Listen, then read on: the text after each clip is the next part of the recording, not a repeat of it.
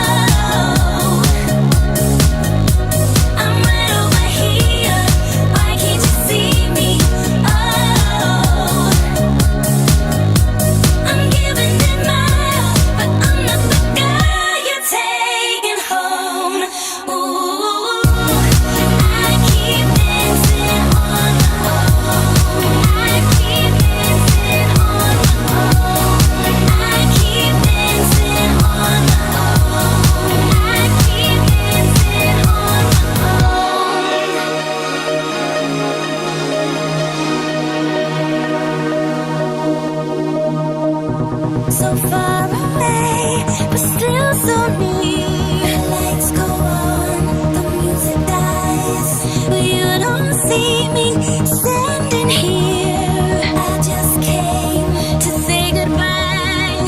I'm in the corner, watching you kiss her. Oh,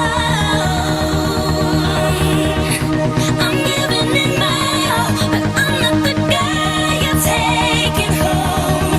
Ooh, I keep dancing on my own. Oh, yeah. I'm in the corner, watching you kiss her. I'm right over here. Why can't you see me?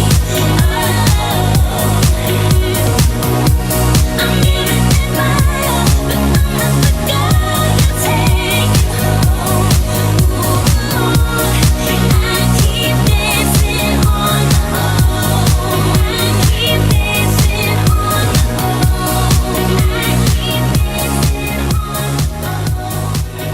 own. All right. You are listening to Snacky Tunes. We are your host, Finger on the Pulse.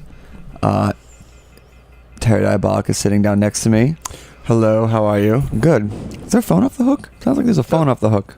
There it we is. go. We are back from a 3-week hiatus. We just got back from tour in Europe with our group Punches, and it went pretty well. But before we get into that, who was that? That was Robin, Fred Falk remix, Dancing on My Own. And why are you playing that song?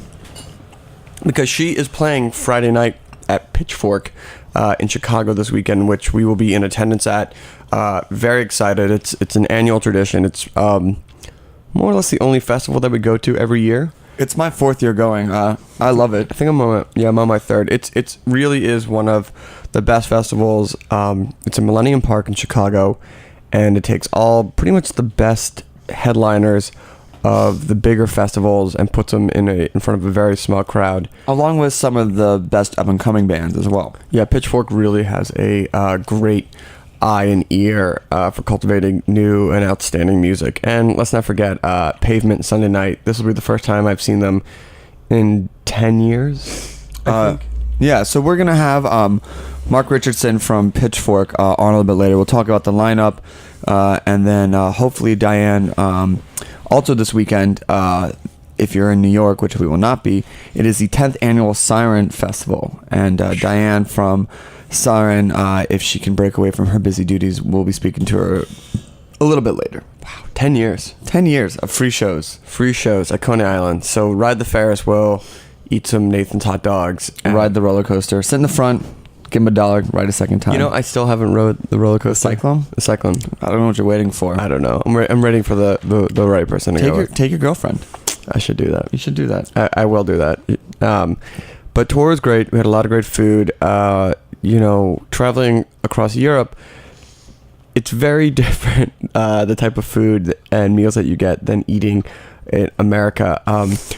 Getting water at a table was a challenge pretty much at every meal. Wine, beer, alcoholic drinks, Not a problem. not a problem. But getting even the smallest glass of water that wasn't bottled was quite a chore Quite a challenge. at times, which is funny because I don't know if you remember, but in New York about a year or two ago, a lot of chefs, high-end chefs, shunned their nose at bottled water and decided to use tap water or their own filtration system. That's not even an option really in Europe, and we're talking big cities, Madrid, Barcelona, Paris, things like that. But the best meal that we had was we were at Calvi in Corsica, and we had wild boar. I guess they have wild boars up in the mountains, and everything ham was on the menu, and it was this great sort of stew with mushrooms and peas and this great broth and hearty French bread. It's really fantastic. Yeah, it was really good. My personal favorite was the mole frites in France, where it's just you get big, I don't know, like very plump mussels with everyone's. Here you usually get the normal little tiny ones in there. They're really meaty, and just that and some French fries and some bread. Not a lot of hand cut French fries, which I always thought was like the way to go. But be these beautifully simple meals that we were prepared from scratch, and then frozen French fries, which I thought was Who knows what type of potato? Frozen French fries in America versus frozen French fries in Europe. I think there was just a base understanding of freshness in a lot of these places that is just the norm. Going to Paris, going to any place in Spain, things like that, you just get a better base of fresh ingredients or cured ham products. Yeah, a lot of ham, a lot of things. And then the shows were great. We were fortunate enough to play at the base of the Eiffel Tower, which there's video of. If you go to youtube.com/punchesbk, we were able to play in Copenhagen and Paris and London, Madrid, and Spain, Madrid, Spain, and Barcelona. We played this party called Crappy Tuesdays, which is a weekly party that has 2,000 people, which is an offshoot of the Nasty Monday party, which has 2,500 people, with 1,500 people trying to get in. So it's been it was crazy, and we met a lot of good people. But it's good to be home. It's good to be home. Oh, and we ate at La Boqueria, which was always phenomenal. Oh yeah, the market in Barcelona, we overstuffed ourselves.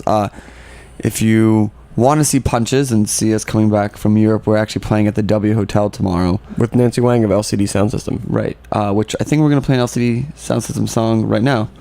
They will be closing out the Saturday night at the Pitchfork Music Festival. And if you listen to some of the earlier shows, we were fortunate to cast some of the preview shows that were at the Williamsburg Hall of Music, and it was just absolutely amazing. And they're easily one of the best live bands that I've ever seen. I am a believer time and time again. But first, before we get on to that song, I want to give a quick shout out to our sponsors. Thank you to Roberta's for feeding us. And thank you to Brooklyn Bowl, dubbed by Rolling Stone as one of the greatest places on earth. It's a timely blend of live music, food by Blue Ribbon, and of course bowling. is a perfect strike every time. Brooklyn Bowl features diverse live performances from Snoop Dogg to Dr. Dog, The Roots to Gaslight Anthem, Go-Go Bordello to the Disco Biscuits, as well as all the hottest and local up-and-coming talent. Brooklyn Bowl is located right here in Williamsburg at 61st Wythe Avenue, a short walk from the L or G subway. See you on the lanes. So we're going to play the closing track on the new LCD Sound System record called Home, which is one of my favorite songs on records, and then we'll be back with our first guest for the show. You're listening to Snacky Tunes on heritageradio.com.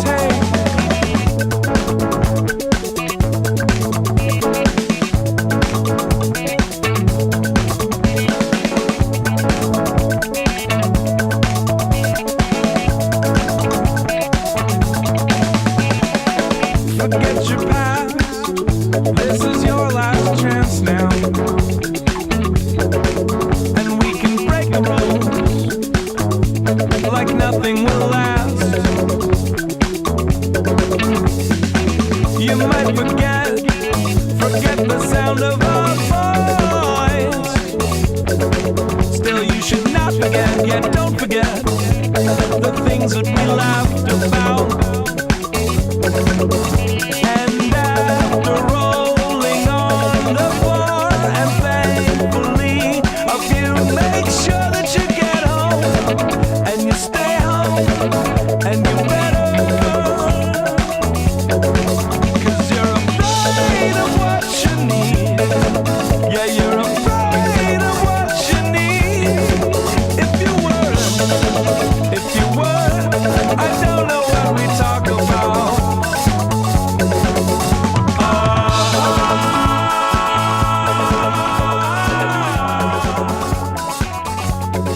Welcome back to Snacky Tunes. I'm one half your host, finger on the pulse, Terry Diabolic. Sitting down in the chair is DJ Never Forget. That was just home by LCD Sound System, who will be closing Saturday night at Pitchfork in Chicago this weekend. We will be there.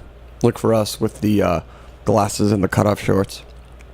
One of the biggest trends that we have seen in the last year or a couple of years in the food world has been the rise of food blogs, from the juggernauts like Grub Street and Eater to the smaller ones like Brownstoner and Not Eating Out in New York. Food blogs have really begun to shape and mold the way we see the culinary world and reporting about it, to many pleasures and displeasures of chefs and critics and at-home readers alike. One of the newest blogs is Eatocracy, CNN's own food blog, and we have Kat Kinsman on the phone with us, who was previously a senior editor at AOL Food and Slash Food. Kat, welcome to Snacky Tunes. Thank you so much for having me. So, what is Eatocracy, and what is the meaning of the word Eatocracy? Well, we're the food blog for CNN, and we just launched a little over 3 weeks ago. And to our way of thinking, Eatocracy is a food democracy. So we're a food blog for people who would probably never call themselves foodies.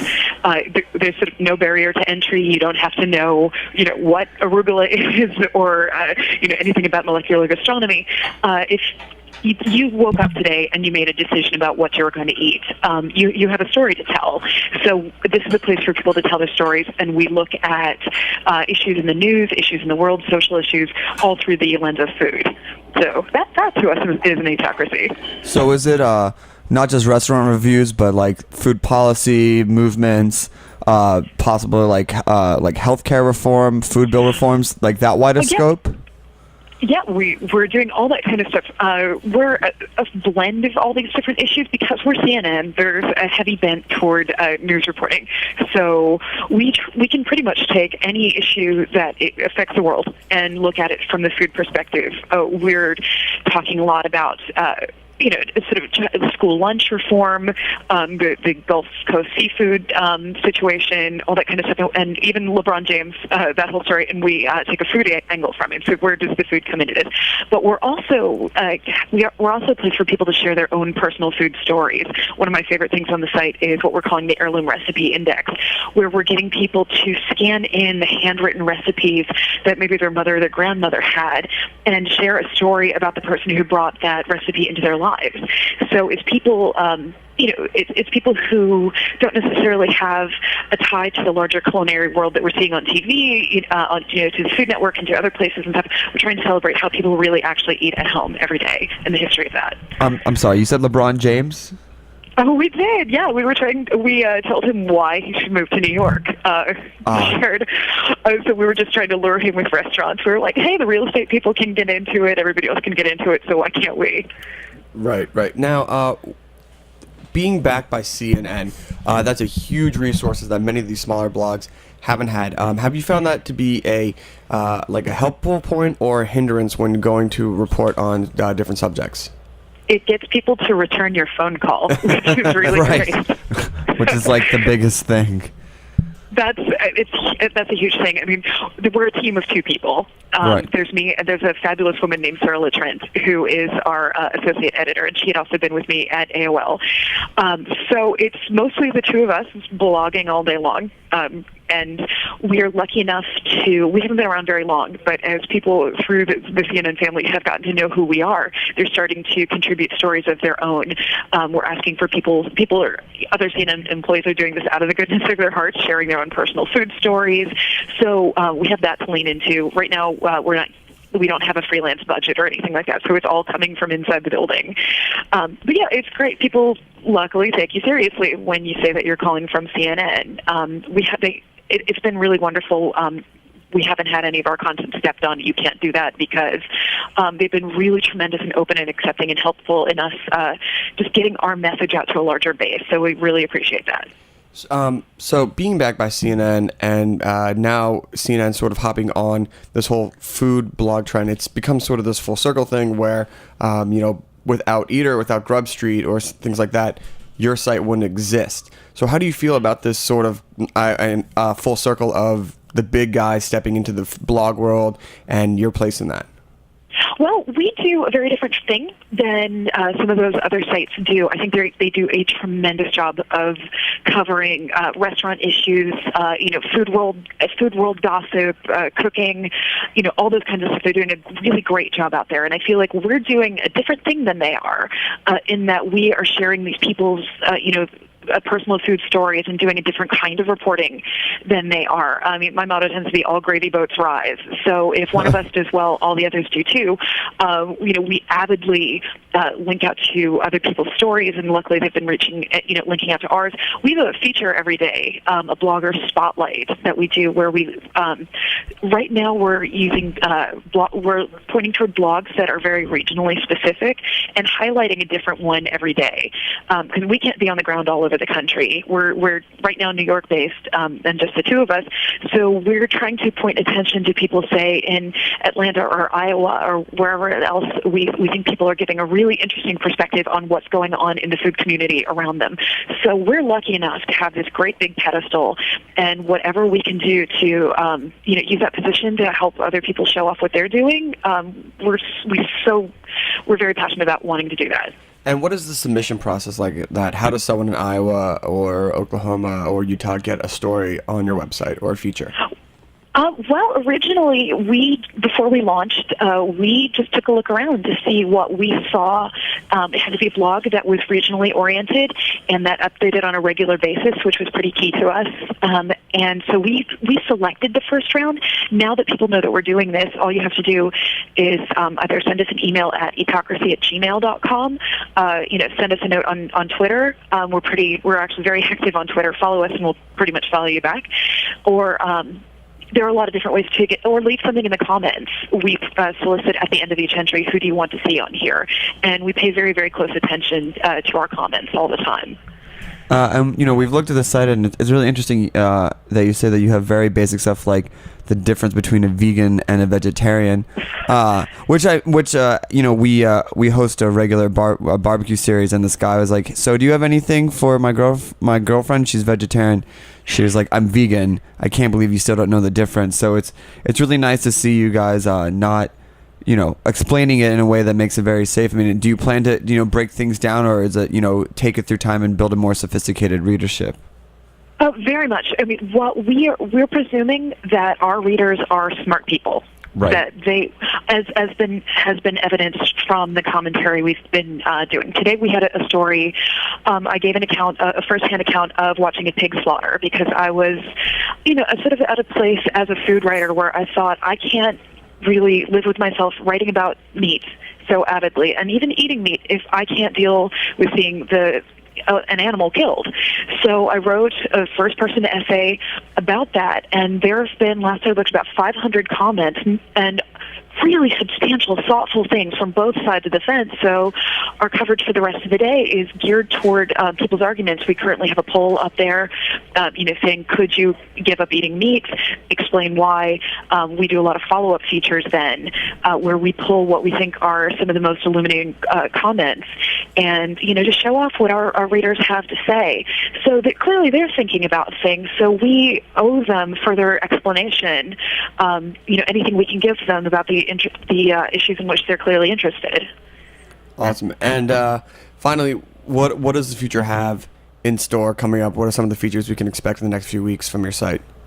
Oh, I'm really excited about this. We're working with the Washington Bureau. See, this is the place where it's really great to work for CNN because they were able to get Sam Cass and Michelle Obama and go around with them to Green Market. Wow. So they filmed a lot of stuff for television that they don't necessarily have room for in all their segments. So we'll be able to get a lot of web-only exclusives. We're doing, this is more people throughout the company are interested in what we're doing. What I really love, a feature that we're doing at Food in the Field, where reporters from all over the company are reporting on stories they have to eat while they're there, so that they'll show a plate of their food and say exactly where they are and how this food got on their plate. And I think that's something that CNN can cover in a really interesting way because there is such a broad reach, and we want more of the heirloom recipes. There's just going to be more. It's fantastic. Well, Kat, thank you so much for coming on the show and talking with us about Itocracy. And the website one more time is? Oh, Itocracy.com. Okay, Itocracy.com. Well, Kat, thank you. I look forward to reading more features. And I actually did get a chance to read the pig slaughter article, and it's fantastic and a must-read for anybody who's putting a piece of protein on your plate. Thank you so much. Thank you for having me. It's really been a pleasure. Yes, thank you. All right, everybody. CNN's new food blog, Itocracy, and Kat Kinsman, who used to work at AOL Food and Slash Food. It really is a great website and really does give a different angle than your normal food blog. Coming up next, we have a live track from LP from Dinner with the Band's very first season on all networks. He'll be playing this Friday night. Yeah. And coming up after the break, we have Mark Richardson from Pitchfork talking about the festival in Chicago and all things awesome weekend coming up. I want to go to Hot Dogs. We'll see if we have time. I just got waved off. We're looking forward to eating at a few great Chicago restaurants. Anyway, listen to Snacky Tunes on heritageradionetwork.com. This is LP live on Dinner with the Band, playing this Friday at Pitchfork. This song is from my new album, I'll Sleep in Your Bed. And it's called The Overly Dramatic Truth. It's really pretty goddamn emo, I'm gonna admit.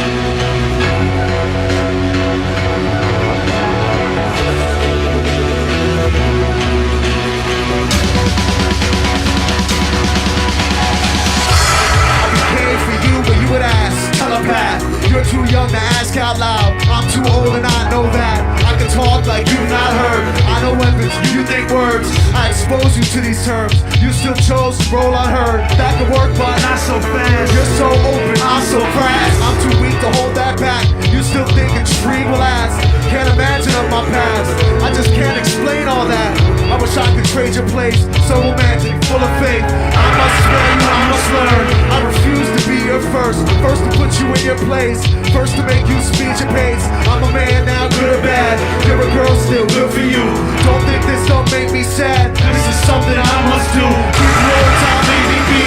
Trying to spare you, trying to be. God melodic, man on fire, cop a long gore. Desires, fuck you all now, it's my fault. Fuck you all, dog, I can't stop. Should've listened, should've left. I can't stop unless you jet. It's so simple, open head. I will live my savage way. Help you walk away.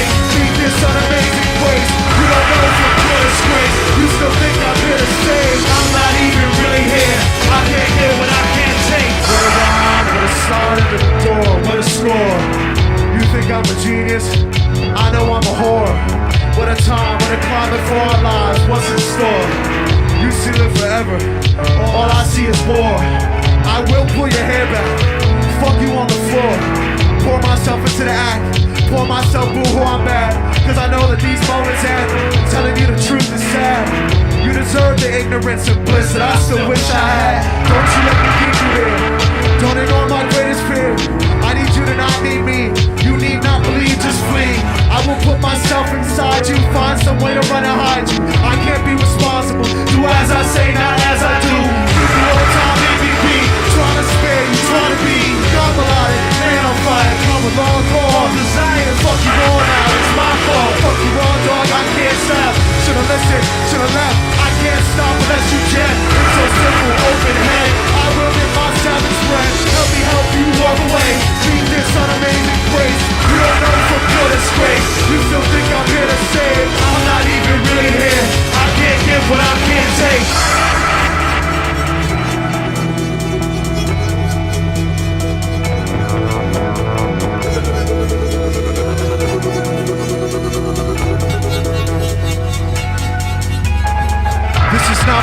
talking. I know I'm no perfect draw, and I don't love the way you lay there. I do like the way we talk. Maybe I'm just condescending. Maybe this thing isn't wrong. Maybe you should lay right there. Put your hands up in the air. Keep it on time, leave me be. Trying to spare you, trying to be. Come alive, man on fire, cover all gone. Desire, something wrong now, it's your fault. Fuck you wrong, dog, I can't stop. Should've listened, should've left. I can't stop unless you jet. It's so simple, open head. I will make my salad spread. Help me help you walk away. Leave this amazing place. You don't know if you're this great. You still think I'm here to stay? I was never even here. I can't give what I can't take.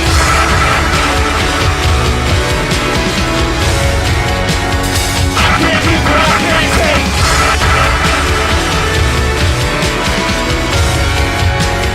I can't give what I can't take.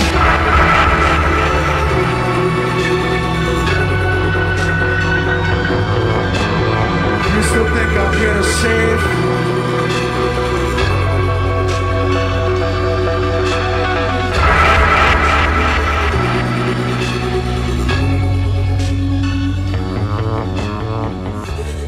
All right, that was just LP, an overly dramatic truth from the very, very, very first season of Darin with the Band. We have the new episode airing tomorrow night with Lightspeed Champion. Brings me back. Brings me back, and along with our season finale with Andrew WK next week. But that's coming up stuff. There's a lot of things coming up. It's summer. Summer's here. There can only be one thing. It's festivals. There's too much. It's so much. I mean, the beautiful thing about living in New York, the summer is really the payoff for the harshness that is winter. But the great thing about summer is that there's great stuff happening all across America, all across Europe. I mean, you could really just go from festival to festival every weekend. During the week.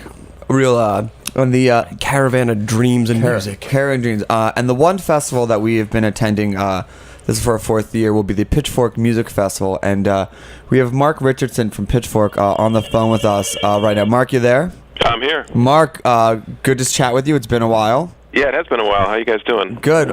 Mark first reached out to us a number of years ago about Dinner with the Band when he had first moved over to Pitchfork, and you was very, very big supporter and posted some of the early videos from the first all-network season. Oh, yeah, I remember that stuff well. It's great stuff. So thank you. But, let's focus on the future and the festival this weekend. Are you excited?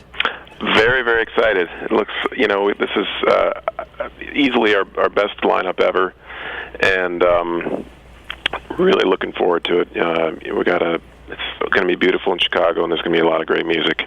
Yeah, most festivals, from, the first half of the day, you're kind of like, oh, I've never even heard of those bands, and then you kind of get into the meat of this, and, starting, Saturday, 1 p.m., it's Free Energy, and it's Real Estate, and goes all the way up to LCD, and Baron Heaven and Wolf Parade. I mean, that is a serious lineup.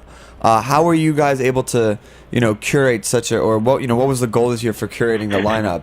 Well, from what I understand, one thing, we've always started with a handful of bigger bands that we want to ask every year, and one of them being like LCD Sound System, and it for whatever reason before it's never worked out, but this year a lot of the bands that we had talked to every year that had never been able to do it did it this year. So there were just a number of these bands that we always wanted that came together at the same time, and then there's a certain amount of it's a combination of persistence and luck with trying to get a lot of these other bands that are have interested us that aren't necessarily on that level, but are things that we would always want to check out here at the festival. Yeah, wow. And now we're just looking at this Sunday. It's St. Vincent is playing at like 5 p.m. only for the fact that there's such heavy hitters. Neon India, and then of course one of my biggest scores is that you guys have Pavement, which I imagine for a lot of people like myself, even though I have tickets to see them in September in New York, this is going to be the first time I've seen them in 10 years. Sure, yeah. And how did that come about? How did booking them?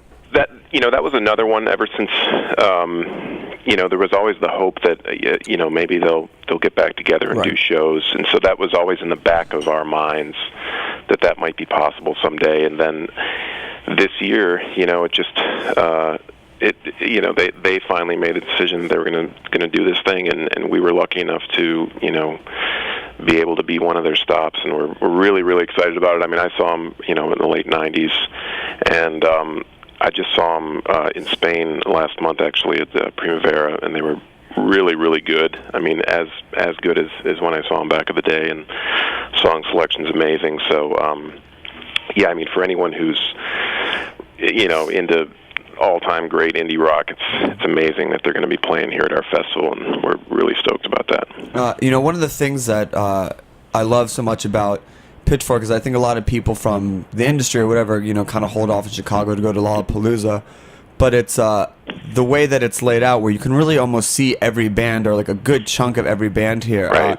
For any first-time goers, what tips do you have to really, doing it properly? What do you suggest? Well, I think the good thing is kind of going where your interests take you, and then if it's not working for you, there's something else that's right around the corner, and not. It's not like wandering from one end of this huge thing to another, and then you get there and it doesn't work. I mean, it's such an intimate festival, which is something I really like about it. There's 3 stages, and they're far enough away that it all works out well sound wise. But I've always really liked how it's kind of a cozy feel. I mean, it feels like an afternoon in the park kind of thing, rather than this epic thing sprawling over some farmland or something like that, which can be fun too. But because it's a more intimate thing where we're all close in with each other, I think navigating your favorite bands. I mean, there's the 3rd stage, the connector stage has some smaller up and coming bands, and you can swing there and see what's up. And if that's not working for you, there'll be something going on at the same time in one of the bigger stages that hopefully will be. Sometimes some of the best acts you see are on that sort of side, the 3rd stage. And one that springs to mind was last year was the Killer Whales set, which was just one of those. I think it was Sunday afternoon, and everyone had rolled in from 2 nights of partying, and you could tell everyone had that look. They're watching them, and everyone starts. You see that, like, who are these guys? Who are those guys? And it was definitely one of the highlights of last year, especially for a band I'd never heard of before. So, who are the unknown highlights that you think are going to come out of this year? Yeah, that's a good question. I'm actually looking at the schedule right now, and I'm not sure who's on which stage where. But that one thing about that 3rd stage is it does seem like people have a really good time there because it's a little bit easier to get really close up, and and you can. It's just that much more intimate on that stage, and I think I think. Someone I just saw that in Barcelona that was really fun that I think people are going to have a good time with is Best Coast. She's definitely like a fun in the sun summer thing, and I think that'll be a really good time, and I believe that's on that stage. Yeah, I'm just looking. I'm like getting a little panicked actually trying to look at this Sunday and like how am I going to do this? I mean, you have Cass McComb's Best Coast Girls, Washed Out, Beach House. Local natives, Lightning Bolt, Silverbolt, Saint. I mean, it's just like it's a good problem to have. Yeah, it's a great problem to have. And to be honest, if you're thinking about going, I know it's kind of last minute. You see these. I can't reiterate enough. You see these lineups in other festivals, and there's just no way you're going to see it all. And you really can manage to probably catch 20 to 25 minutes of every band if you really wanted to do it. And also the people there are really awesome, and it's really laid back. Do you think there'll be? I guess my also question is, do you think there'll be any surprise performances? A lot of these bands have new records coming out or coming out as well. Big Boy, the new LCD, anything that's like, I don't care what happens, house is on fire, I'm going to leave it burning to go see this. Well, I've definitely talked to a lot of people who feel that way about Big Boy. His new record is so good, and it definitely seems like something that will be a really good time to see it performed, and by that time it'll be Sunday night, and everybody will have been having fun for a while, and it'll be leading into Pavement. I do think that'll be I can just see that being a kind of a good party feel for on the way to closing it out. And what can we expect food-wise this year? You guys always have a lot of vendors. Who's coming back? Chicago's a great food city, and we have a lot of local people with all kinds of different foods, and there's there's something for everybody over there. There's like, there's always great barbecue and that kind of thing, and there's different kinds of food from all over the world. I mean, I had a really good Indian meal from a place there last year. So yeah, it'll be another good mix of good local places that kind of represent the full breadth of Chicago's food scene, which is something. Awesome. And for people listening, what tickets are still available? Sure. There are still a very limited amount available for Friday, and then Saturday and Sunday are sold out, but there's going to be a very, very limited number made available on site at the box office on Thursday. It shows up at 11 a.m., and people would have to get there early. They're not going to last, but it's kind of a very small number that are going to be released on Thursday. Gotcha. All right, Mark. Well, thank you so much. Look forward to having a beer with you in Chicago. Yeah, thanks, guys. I'll definitely say hello when you're here. Yeah, all right. And the website is pitchforkmusicfestival.com. The festival will be streaming live throughout the entire weekend. Go to Pitchfork website to get all the details. And really, it is just a amazing lineup, like we had said. And there's also Panda Bear, Big Boy, Pavement, Here We Go Magic, Caves, Robin, LP, Modest Mouse, Eugene Merman, Broken Social Scene, LP Liars. I mean, really just gonna knock out a lot of must-sees this summer here. So in honor of Terry Diabolic pooping himself a little bit over the excitement of Pavement, he's gonna play a Pavement song. Wow. Yeah. Hey, it's internet radio. We can do what we want. You're listening to Snacky Tunes. Big shout out today to Brooklyn Bowl for sponsoring us. We love them there. See you on the lanes, as they like to say. Go back to those gold sounds and keep my advent to yourself, because it's nothing I don't like. Is it a crisis or a boring change when it's central, so essential? It has a nice ring when you laugh at the low-life opinions, and they're coming to the chorus now. I keep my address to yourself, 'cause we need secrets, back right now. Because I never wanna make you feel that you're social, never ignorant, so believe it.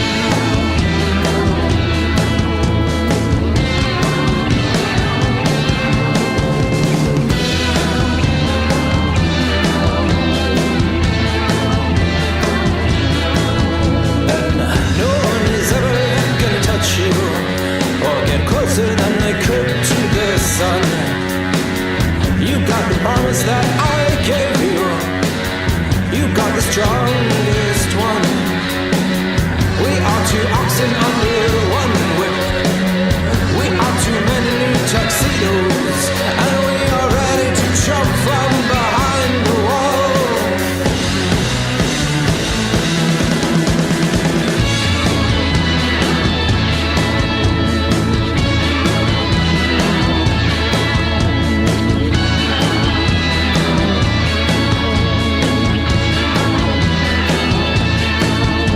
Hey teacher, love is never dead.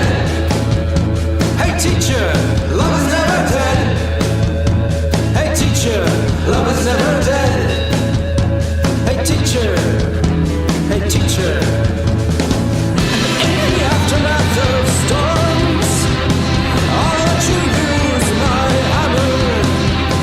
I wasn't broken, so I went and stole it in the cover of the wind of the storm.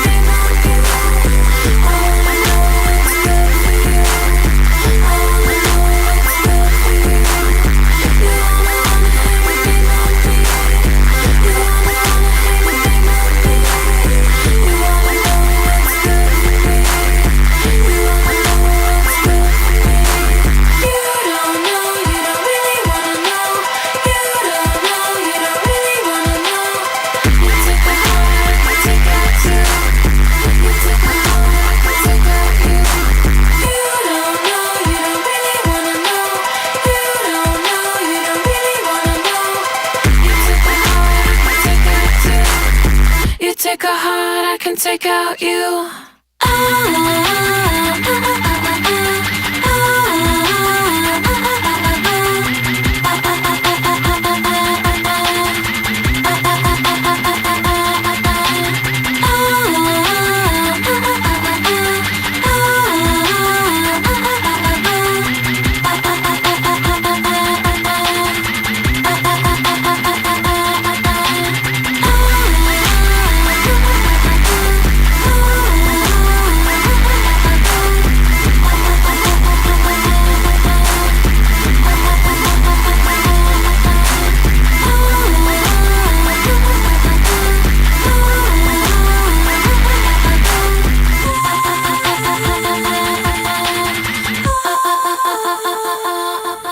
All right, that is Sleigh Bells, who will be playing the Pitchfork Music Festival.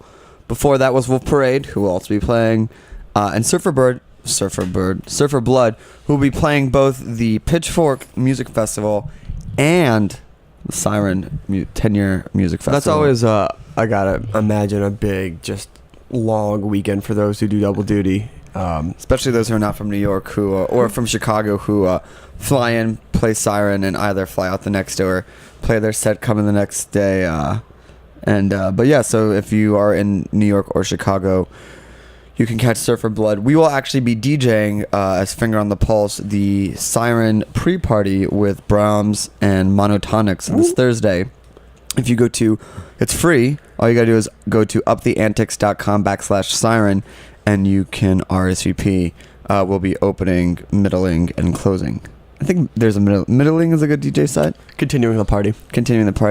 And tomorrow night, like I said, Punches will be DJing at the W Hotel with Nancy Wang of LCD Sound System, and then Punches will be doing a DJ set in Chicago at Smart Bar with Kid Color and Autobot of Flostradamus. So it's a work week. It's a big week. You know, it's funny when so much of the work you do is at night. You're like, how late can I get out of bed to justify how late I'm going to work tonight? Noon? 11:59? Yeah. I don't know. Who knows? So, yeah, we're excited to be back. We will obviously be gone next Monday, but then after that, I promise will be uninterrupted Snacky Tune programming coming at you. Yeah, we got our 1 year anniversary coming up, and I didn't want to make a big to-do about it, but happy 42nd show. Yeah, happy 42nd show. You know, we're officially in our midlife crisis. You pick a milestone like 42 episodes, and you never think the day is going to come. And here we are. Yeah, and just a shout out to say, Dinner with the Band will be wrapping up by the time we get back. Tomorrow night, it's Lightspeed Champing, and then the final episode of this season will be Andrew WK. Both of them not to be missed. What else? Oh, and we have our barbecue, another barbecue coming up July 28th with Milan Delicatessen, which if you haven't had is the Montreal Delicatessen, which makes very, very, very good smoked meat. And Au revoir Simone, the lovely ladies from past episodes of Dinner with the Band and Snacky Tunes, will be DJing.